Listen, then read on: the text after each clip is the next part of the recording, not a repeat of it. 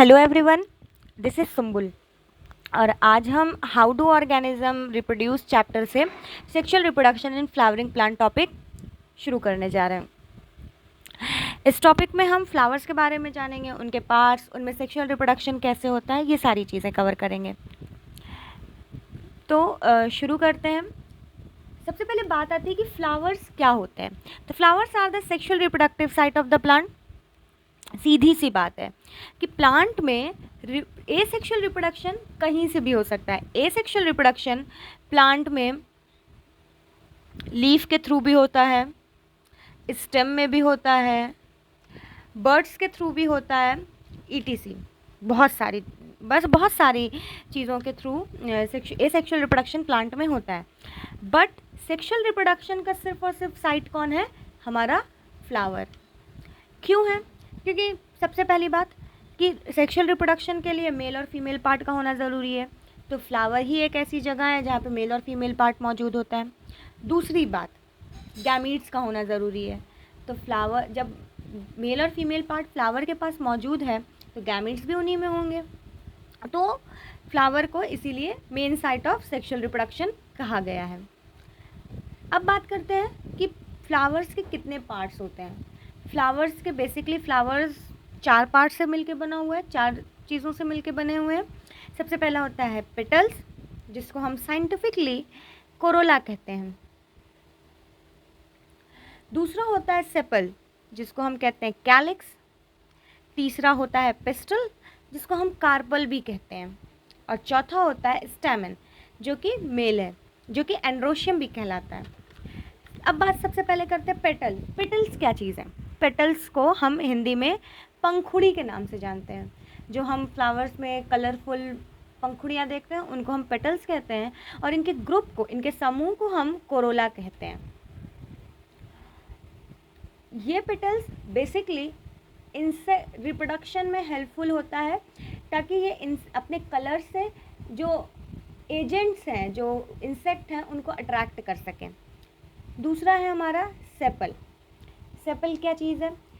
हम ज़्यादातर देखते हैं, मोस्टली हम लोग ये चीज़ देखते हैं कि जब फ्लावर्स बर्ड के फॉर्म में होती हैं तो उनके ऊपर ग्रीन कलर की एक स्ट्रक्चर उनको कवर किया रहता है, और जब यही फ्लावर ब्लूम करता है तो ये ग्रीन कलर का स्ट्रक्चर ये डाउन आ जाता है, फ्लावर्स के बेस पे आ जाता है।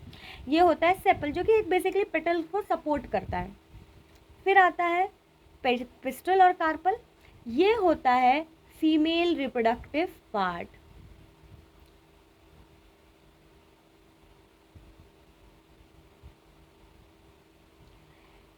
प्लांट के फीमेल रिप्रोडक्टिव पार्ट को पिस्टल या कार्पल कहा जाता है। फिर स्टेमन। स्टेमन होता है male reproductive part.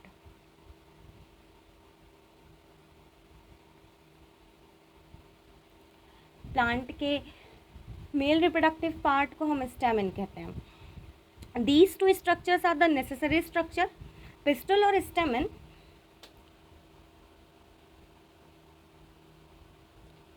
pistil and stamen are the necessary structure.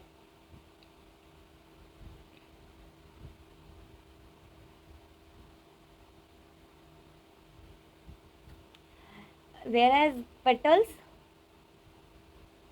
and sepals are the accessory structure.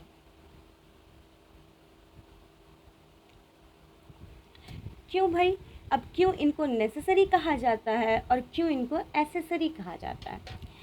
अगर हम देखते हैं तो किसी भी स्पीशीज़ में उनकी कंटिन्यूटी, उनकी स्पीशीज़ की कंटिन्यूटी, उनकी स्पीशीज़ की जो कंटिन्यूटी है, उनकी मतलब उनकी जनरेशन कंटिन्यू रहे, वो ज़्यादा इम्पॉर्टेंट है।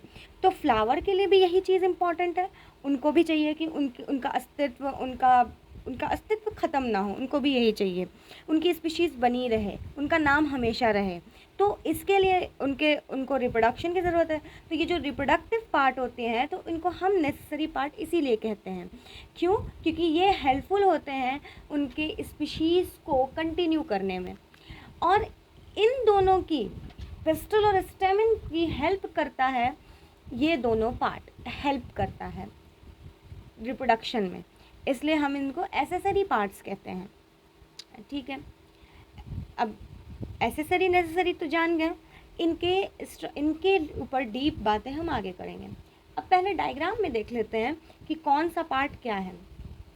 इस पार्ट को हम कहते हैं पिस्टल और कोरोला। इस पार्ट को हम कहते हैं सेपल। इस पार्ट को कहते हैं हम स्टेमन, मेल रिप्रोडक्टिव पार्ट। और ये पूरा जो पार्ट है ये कहलाता है, ये पूरा पार्ट स्टेमन कहलाता है और ये पूरा पार्ट पिस्टल कहलाता है। बेस, फ्लावर में जो ये स्टेमन का बेस है, कभी कभी हम लोग नोटिस करते हैं कि फ्लावर में खुशबू भी आती है, स्मेल भी होती है। किसी फ्लावर में अच्छी स्मेल भी होती है, किसी फ्लावर में थोड़ी ख़राब फाउल स्मेल भी होती है। ये स्मेल आती है नेक्टर की वजह से। और ये नेक्टर कहाँ मौजूद होता है? Nectar is present here, base पे, पेटल्स के बेस में मौजूद होता है नेक्टर, जो कि फ्लावर को एक फ्रेगनेंस देता है, एक स्मेल देता है, कैरेक्टरिस्टिक फ्रेगनेंस देता है फ्लावर को। तो ये था हमारा ओवरव्यू कि हाँ भाई फ्लावर्स में इतने इतने पार्ट्स होते हैं। अब फ्लावर के पार्ट्स तो हम जान गए, बट किन्हीं फ्लावर्स में इसमें से एक पार्ट नहीं होता है तो किन्हीं में सारा होता है। तो इसके बारे में जानते हैं। किसी फ्लावर में या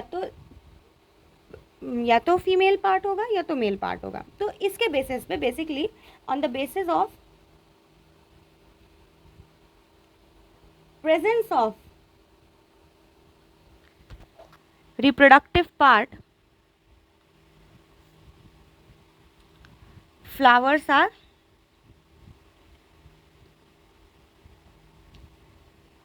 टू टाइप। रिप्रोडक्टिव पार्ट्स के प्रेजेंस पे फ्लावर को दो टाइप में बांटा गया। सबसे पहला है भाई हमारा यूनिसेक्सुअल फ्लावर। यूनिसेक्सुअल फ्लावर क्या होते हैं? वो फ्लावर जिनमें या तो मेल पार्ट हो या तो फीमेल पार्ट हो। मतलब एक फ्लावर में एक ही रिप्रोडक्टिव पार्ट होगा, आइदर मेल और फीमेल। ठीक है, presence of either male reproductive part और फीमेल रिप्रोडक्टिव पार्ट। इसको हम लिख देते हैं। उन फ्लावर्स को हम क्या कहते हैं? Unisexual flower. फॉर एग्जांपल जैसे हमारे आ जाते हैं पपाया, पपीते का पेड़। ये बहुत लोग ये नोटिस करते हैं कि कुछ पपीते के पेड़ फल देते हैं, कुछ नहीं देते हैं।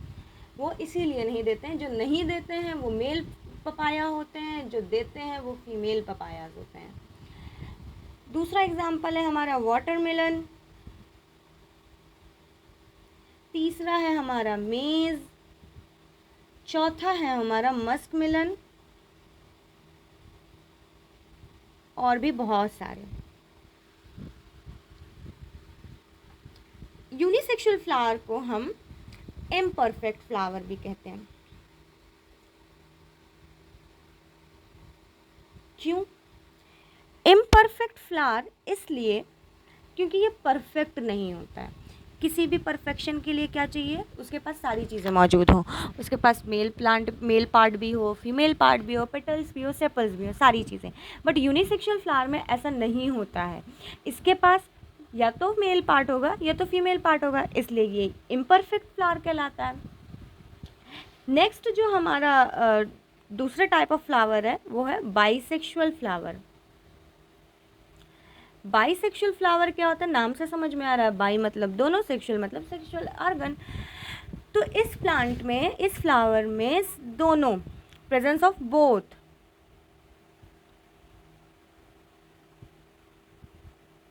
Male and female reproductive part.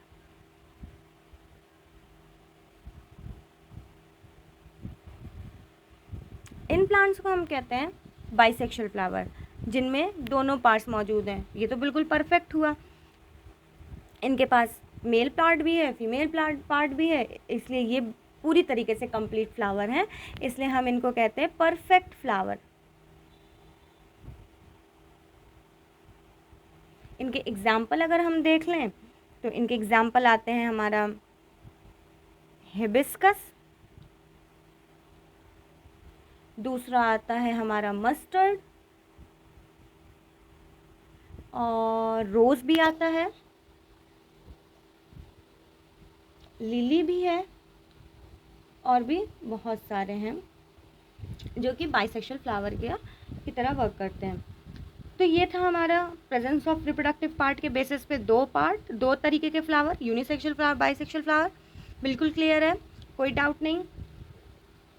अभी तक हम लोग बस थोड़ा बहुत ही जाने हैं कि पार्ट्स ऑफ फ्लावर क्या होते हैं और प्रेजेंस ऑफ रिप्रोडक्टिव पार्ट के बेसिस पे फ्लावर कितने तरीके के होते हैं।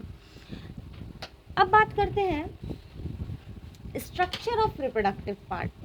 अब हमने तो जाना ना कि हाँ पिस्टल और स्टैमेन रिप्रोडक्टिव पार्ट है। अब हम इनके स्ट्रक्चर पढ़ते हैं। स्ट्रक्चर ऑफ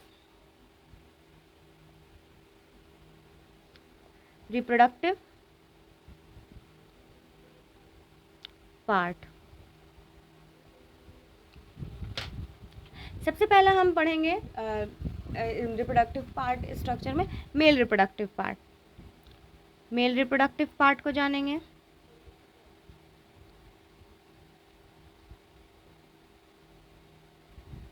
ये क्या होता है, कैसा होता है दिखने में? ये दिखने में बहुत इजी है, बहुत इजी सा डायग्राम है इसका।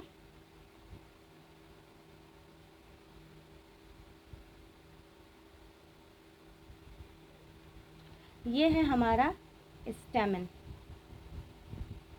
या फिर हम साइंटिफिकली या फिर ग्रुप ऑफ स्टेमन को हम एंड्रोशियम भी कहते हैं। एंड्रोशियम भी कहते हैं। इस स्ट्रक्चर में हम देखें अगर तो ये है हमारा लॉन्ग स्टॉक लाइक स्ट्रक्चर, इसको हम फिलामेंट कहेंगे। ये हमारा लोब लाइक स्ट्रक्चर, इसको हम एंथर कहते हैं। ये ही तो पूरा तिजोरी है हमारे रिप्रोडक्टिव पार्ट की, मेल रिप्रोडक्टिव पार्ट की तिजोरी है ये एंथर। और तीसरा ये छोटा सा नेक लाइक स्ट्रक्चर जिसको हम कनेक्टिव कहते हैं। बात करते हैं फिलामेंट की, तो फिलामेंट का काम तो बहुत ज़्यादा नहीं है पर बहुत इम्पॉर्टेंट है। फिलामेंट जो होता है वो कनेक्ट करता है एंथर को फ्लावर के बेस से। अगर ये फिलामेंट ना हो तो एंथर फ्लावर के बेस से कनेक्ट नहीं हो पाएगा। तो एंथर को फ्लावर के बेस से कनेक्ट करने वाला कौन है? फिलामेंट है। It connect anther to the flower. फिर दूसरा छोटा सा पार्ट है जिसको हम कनेक्टिव कहते हैं। कनेक्टिव एंथर को कनेक्ट करता है फिलामेंट से।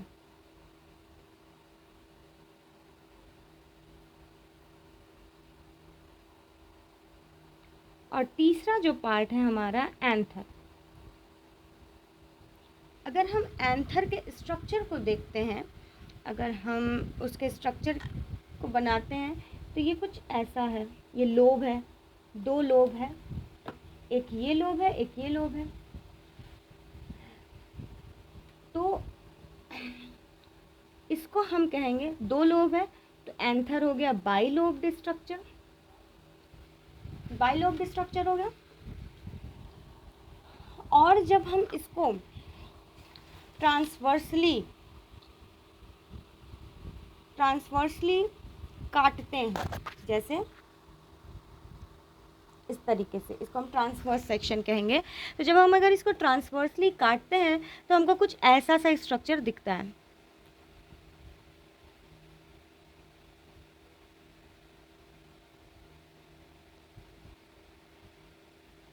ये कुछ ऐसा सा स्ट्रक्चर है। और इन स्ट्रक्चर्स के चारों कोने पे, मतलब ये 4 कोने पे एक बहुत ही इम्पॉर्टेंट चीज़ मौजूद है जिसको हम कहते हैं पॉलन ग्रेन। उसके बारे में जानते हैं अभी, पर पहले हम देखते हैं कि ये बाइलोब्ड स्ट्रक्चर है। और जब हम इसके लोब्स को ऐसे काटते हैं ट्रांसवर्स सेक्शन में, जैसे ये है, ये एंथर है, तो हम इसको अगर ऐसे काटते हैं, ये हमारा ट्रांसवर्स सेक्शन कहलाता है। जब हम इसको ट्रांसवर्सली काट रहे हैं तो हमको कुछ ऐसी सी स्ट्रक्चर आ रही है। और इस स्ट्रक्चर में हम ये देखते हैं कि चारों कोने पे एक घर है। इस घर में बहुत से पीले रंग के कुछ छोटे छोटे से चीज़ मौजूद है। और इसमें ये देखते हैं कि ये एक लोब है हमारा, ये एक लोब है, ये एक लोब हुआ, और ये दूसरा लोब हुआ। बाइलोब्ड है, ये एक लोब हुआ, ये दूसरा लोब हुआ। बाइलोब्ड स्ट्रक्चर है और हर लोब में दो घर मौजूद है, तो एंथर हमारा बाइलोब्ड और डाइथीकस मौजूद होता है। बाइलोब्ड डाइथीकस, ठीक है। एंथर हमारा बाइलोब्ड डाइथीकस।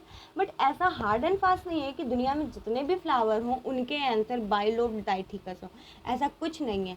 टेट्रालोब्ड भी होते हैं, ट्राइलोब्ड भी होते हैं, पेंटालोब्ड भी होते हैं।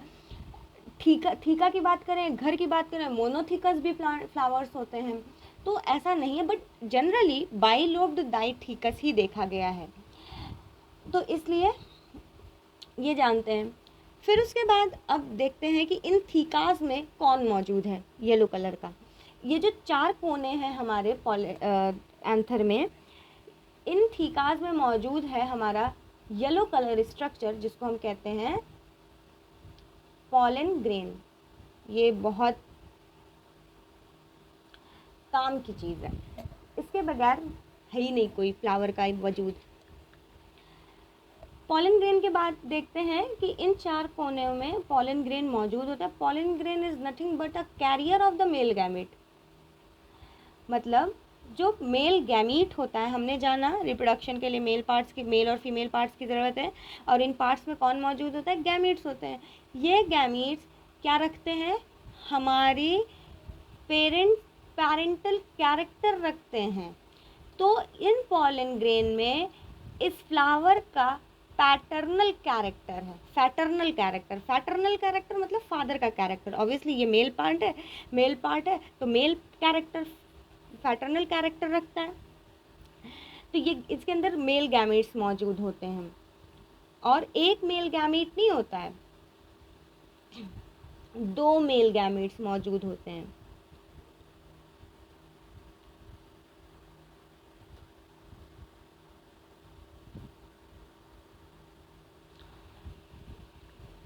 दो मेल गैमेट मौजूद हुआ, इसको हम थोड़ा यहाँ लिख लेते हैं।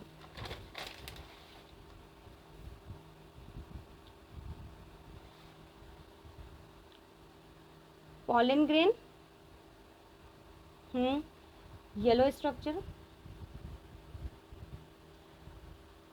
Presence of 2 male gamete. हम लोग पॉलन ग्रेन को देखे भी होंगे, जब कभी हम कहीं किसी फ्लावर को छूते हैं तो हमारी उंगलियों पे येलो कलर का कुछ बहुत सारा छोटा छोटा सा लग जाता है, वो पॉलन ग्रेन ही होता है। और इससे हमको ये समझ में आया कि वो मेरी उंगलियों पे लगा, और हम उसको हाथ से छुटाते रहते हैं, वो हटता नहीं है जब तक हम उसको हम अच्छे से वॉश ना करें, उसको हम अच्छे से धोएं ना, तब तक वो जाता नहीं है। तो हमें इससे ये पता चलता है कि pollen grain are sticky in nature, चिपचिपे होते हैं। किसी सतह पे अगर लग जाते हैं तो उसको जल्दी से छोड़ते नहीं हैं, चिपचिपे इन नेचर होते हैं। ठीक है, सबसे पहले जान गए भाई, ये तो सबसे बाद की बात है, पर ये सबसे इम्पोर्टेंट बात है। ये बाद की बात है पर सबसे इम्पोर्टेंट बात है कि 2 मेल गैमीट्स होते हैं। गैमीट्स वो होते हैं जो कि हमारे पेरेंटल कैरेक्टर्स को कैरी करते हैं क्रोमोसोम्स के फॉर्म में, डीएनए के फॉर्म में। फिर pollen grain sticky in nature होता है, समझ गए। दूसरा एक और बात, पॉलन ग्रेन को माइक्रो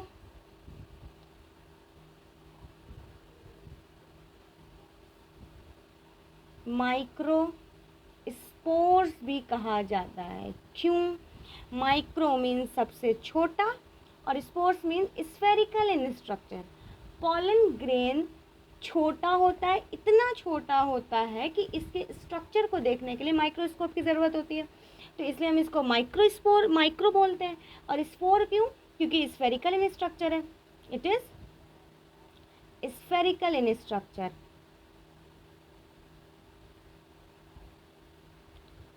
कुछ ऐसा स्फेरिकल इन स्ट्रक्चर होता है। और साथ में स्फेरिकल इन स्ट्रक्चर होने के साथ होता तो है, पर जनरली होता है, कभी कभी किसी केस में क्या होता है ना, ये स्फेरिकल स्ट्रक्चर हट जाता है, मतलब ये पॉलन ग्रेन स्फेरिकल ना होके कुछ और शेप ले लेता है, जैसे कि wing like, पंखनुमा।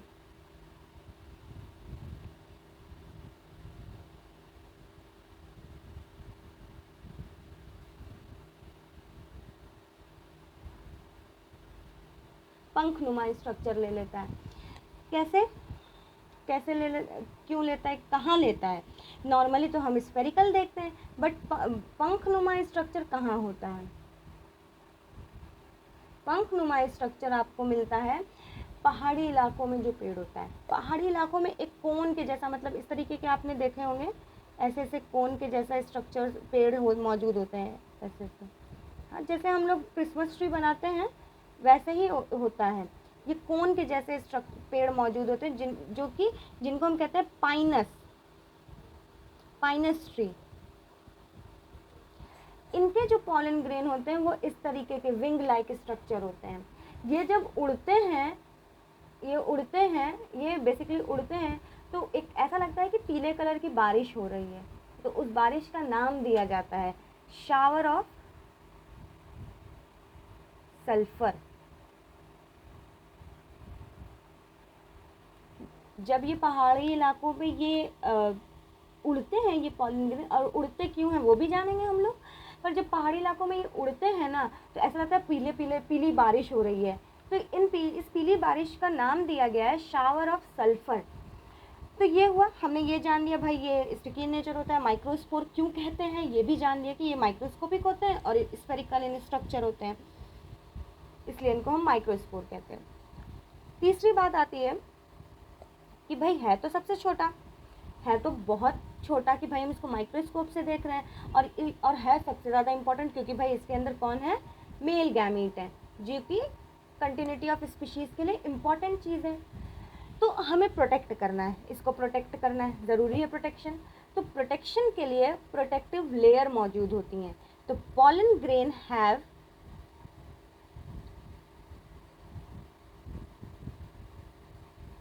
To protective layer.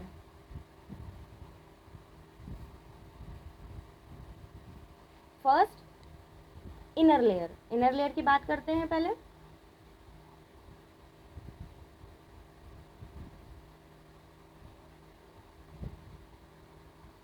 Inner layer की बात करते हैं तो इनर लेयर को हम कहते हैं इंटाइन कहते हैं।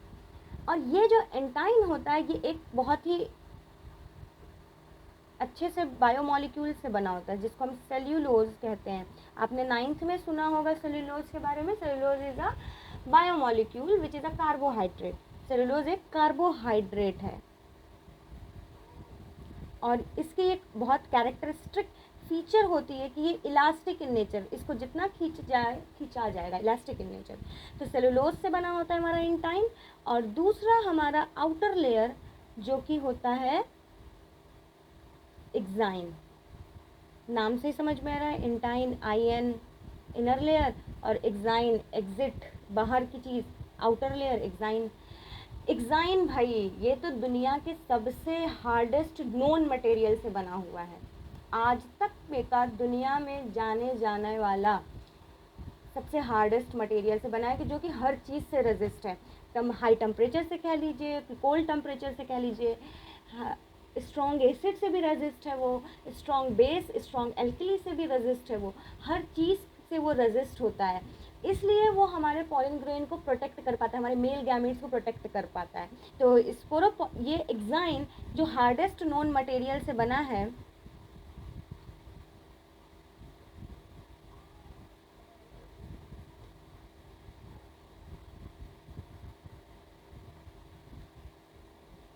उसका नाम है स्पोरोपोलिनीन। कमाल की बात यह है कि सेलुलोज भी कार्बोहाइड्रेट है और sporopollenin is also a carbohydrate. Cellulose is a elastic in nature, जितना खींचे खिंचाएगा, but sporopollenin is the hardest nature, खींच नहीं सकता, ये हार्ड है, टूट नहीं सकता है ये स्पोरोपोलिनीन। ठीक, स्पोरोपोलिनीन से बना है जो कि हर हाई टेम्परेचर, कोल्ड टेम्परेचर, और इनफैक्ट इसी एक सब्सटेंस की वजह से आज की डेट में 500 मिलियन साल पहले, 250 मिलियन साल पहले की जो पॉलन ग्रेन, प्लांट्स के पॉलन ग्रेन जो कि किसी पत्थर के नीचे, ज़मीन के नीचे, बहुत सारी ज़मीन के सॉइल के लेयर के नीचे मौजूद थे, वो आज भी प्रिजर्व्ड है, फ्रेशली प्रिजर्व्ड है। उनके गैमीट्स में कोई दिक्कत नहीं आया है, उनके स्ट्रक्चर में कोई दिक्कत नहीं आया, वो एज इट इज़ जैसे वो उस वक्त थे, आज भी वो वैसे ही हमारे लैब्स में मौजूद हैं। क्यों भाई? इन भाई साहब की वजह से उनके मेल गैमेट्स को बचाए रखा। सो पॉलन ग्रेन की कहानी ही ख़त्म होती है कि ये हमारा था in pollen grain spherical in structure, ये इसका इनर लेयर और ये इसका आउटर लेयर। इसको हम एक्साइन जो कि स्पोरोपोलिनीन से बना है, और ये है इसका इंटाइन जो कि सेलुलोज से बना हुआ है। हाँ, एक चीज़ और कि ये पूरा पॉलन ग्रेन पूरे हर जगह से एक्साइन से कवर अप होता है, स्पोरोपोलिनीन से कवर अप होता है, बट एक ऐसा स्मॉल पॉइंट होता है इस पूरे पॉलन ग्रेन में जहाँ पे ये एक्साइन एब्सेंट होता है, और उस पॉइंट को कहा जाता है जर्म पोर। इस जगह पे वो छोटा सा पॉइंट, ऐसा नहीं इतना बड़ा सा जगह, एक तो ऑब्वियसली वो छोटी सी है ही है, तो छोटा सा पॉइंट होता है जहाँ पे एक्साइन मौजूद नहीं होता है, और उस जगह को कहा जाता है जर्म पोर। क्यों कहते हैं ये हम जानेंगे आगे, जर्म पोर कहते होता है।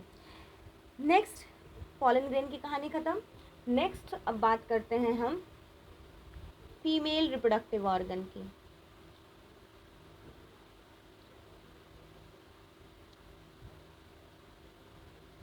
फीमेल रिप्रोडक्टिव ऑर्गन की बात करते हैं तो हमारा जो फीमेल रिप्रोडक्टिव ऑर्गन है वो कुछ ऐसा होता है।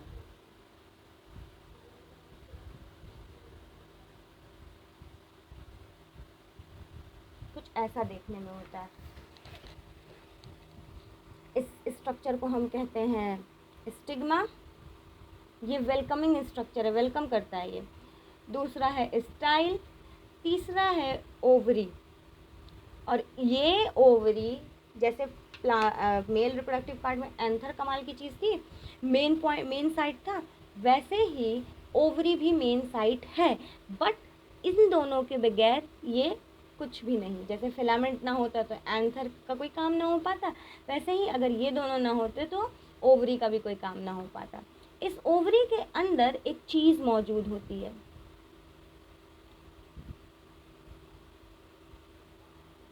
इसको हम कहते हैं ओव्यूल।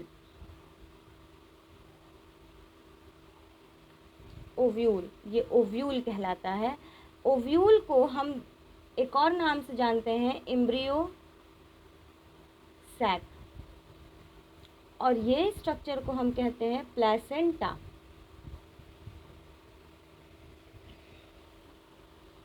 ठीक है, ये मेल रिप्रोडक्टिव ऑर्गन है। इसमें क्या है, हमने देखा कि ये स्टिग्मा है, ये स्टाइल है, ये ओवरी है। स्टिग्मा क्या है? Stigma is the welcoming site of the pollen grain. मतलब जब हमारा pollen grain obviously sexual reproduction है, तो ओवरी है, ओवरी के अंदर ओव्यूल है, ओव्यूल के अंदर हमारा फीमेल गैमीट मौजूद होता है। अगर हम फीमेल गैमेट मौजूद होता है, अगर हम इस ओव्यूल का जूम आउट पिक्चर बनाते हैं तो ये कुछ ऐसा होता है, ये ओव्यूल का